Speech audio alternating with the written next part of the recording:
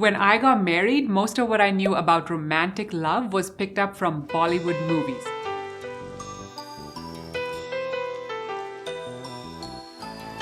And that set me up for a lot of disappointment. Instead of learning from movies, I should have read this book, The 8 Rules of Love by Shetty. In this video, I will review and summarize this book. As a free bonus, if you would like my top 10 favorite quotes from this book, click on the link in the description below. First, who is this book for? This book is for people in all stages of love, whether you're looking for someone, dating someone, been with someone for years, or breaking up with someone. I like that in this book, Jay combines the Eastern wisdom of the Vedas with the Western research done by psychologists. The advice he offers is solid advice in my opinion, and there was nothing in the book that I did not agree with. Yes, some things he suggests are easier said than done, but I still think they are the right suggestions. I loved the personal stories he shares, including the story of how he proposed to his wife Radhi. One of my favorite things in this book is called Love Letter to Myself.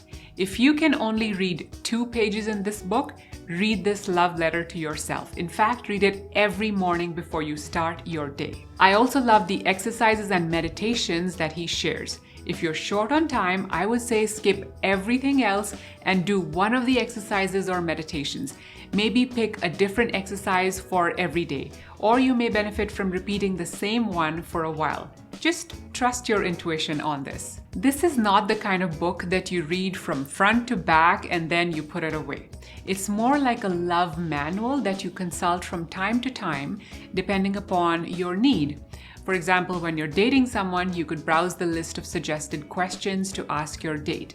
There are different questions for first, second, and third date. When you're already in a committed relationship like I am, there's a lot of good stuff about how to resolve conflicts and how to grow your love deeper. I gained a lot by reading that section. And then there's also solid advice about breakups. And here's my biggest advice for you if you're going to read this book. Don't just read it for the sake of reading. Take your time to read it. Reflect on it. Actually do the exercises and meditations that apply to you. Some of the exercises will be outside your comfort zone. You will make up 1,000 excuses to not do them. But unless you do the work, you're not going to get what you want, whether it is love or anything else. The reason I say this is that I have read hundreds of self-help books, and I know change only happens when you take action. Knowledge is not power. Knowledge plus action is power. So it is better to pick and do just one exercise or one meditation from the book regularly and skip everything else in this book than to finish the whole book without taking any action. Now I will summarize the book for you. The 8 rules of love are based on the 4 ashrams or life stages described in the Vedas: Brahmacharya, Grahastha, Vanaspratha, and Sannyasa. Rule number 1, spend time alone. We fear loneliness, but solitude is where we grow the most, by learning about ourselves. Jay says you need to know your own values, goals, and why you want to achieve those goals. You also need to love yourself first before you can love another person. If you're overly self-critical, you will be critical of others too. So spend time alone to develop your self-love and self-awareness. Rule number 2 is don't ignore your karma. This rule helps us to understand how our past affects our present, how we were loved or not loved as a child, how was the relationship between our parents, how was our first relationship. All these things make deep impressions on our subconscious minds and affect the kind of relationships we attract later in life. For example, maybe your childhood events led you to become a fixer, so you might start attracting partners that are projects. You're attracted to them because they give you a project to fix.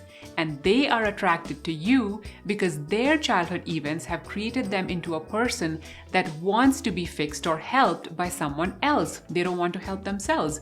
And so both of you will think that this is attraction, it is chemistry, but It is actually subconscious programming, and the so-called chemistry does not last. Another example could be, let's say if your dad was not very available to you, you might start attracting partners who are very busy and don't have time for you because your subconscious wants to keep on living in that childhood program. But it could go the other way too. Sometimes we start to seek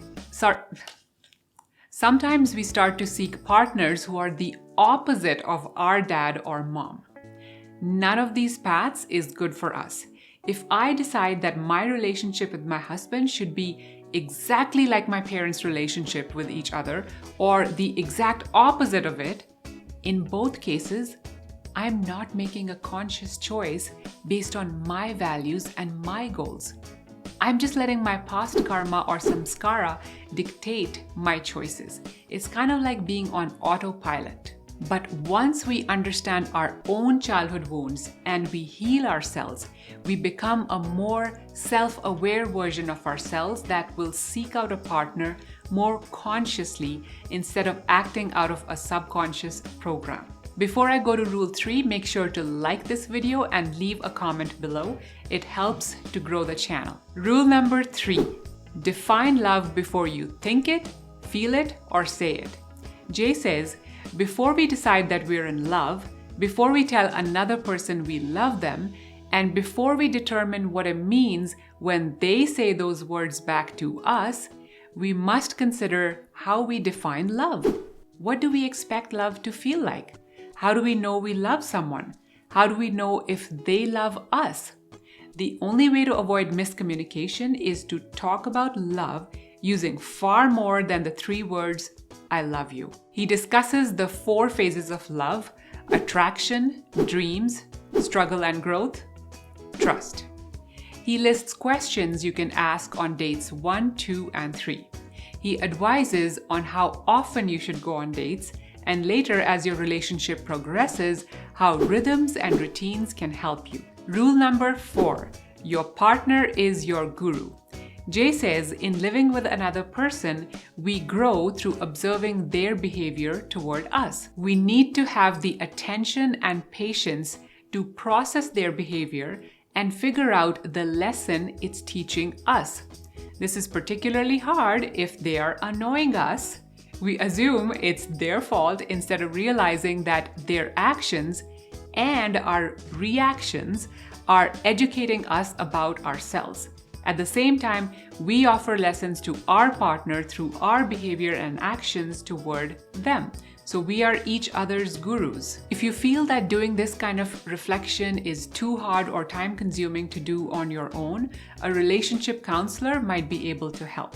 The key thing to keep in mind is to be each other's guru or coach in a gentle, patient, non-critical, and forgiving way. We do not want to lecture our partner from a place of, I'm better than you, so let me impart some wisdom to you. That's just our ego. Wanting to help our partner should not be confused with wanting to control our partner. One of the most common ways we try to control our partner is to impose our timeline on them. I'm guilty of that myself. You may do something in a day while your partner takes a week.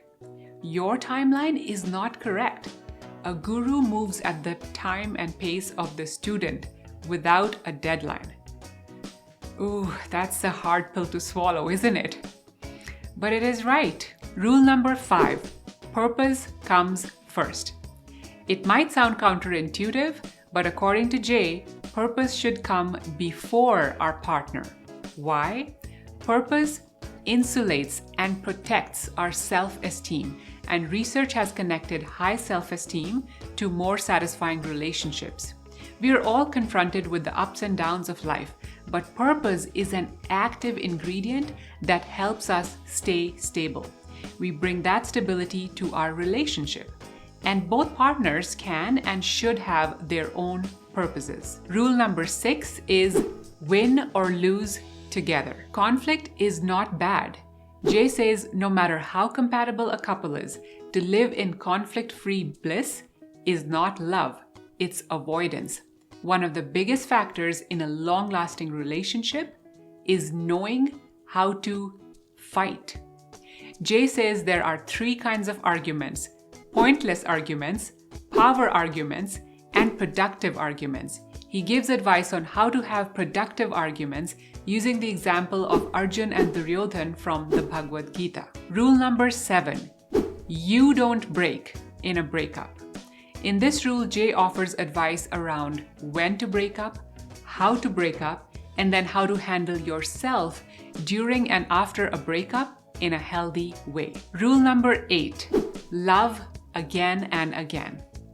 In the 4th stage of life, sannyasa, Jay writes that the goal is to look beyond the self to how we can serve others, to experience love constantly by choosing to give it to others, always, to find love in moments of frustration, annoyance, anger, and dismay when it seems out of reach, to create more loving connections with every person we meet, to feel love for all humanity.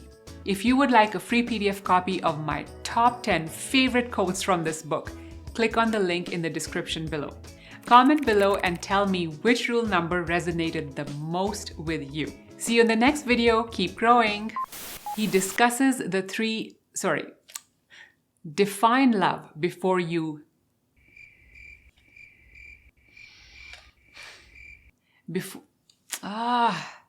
again.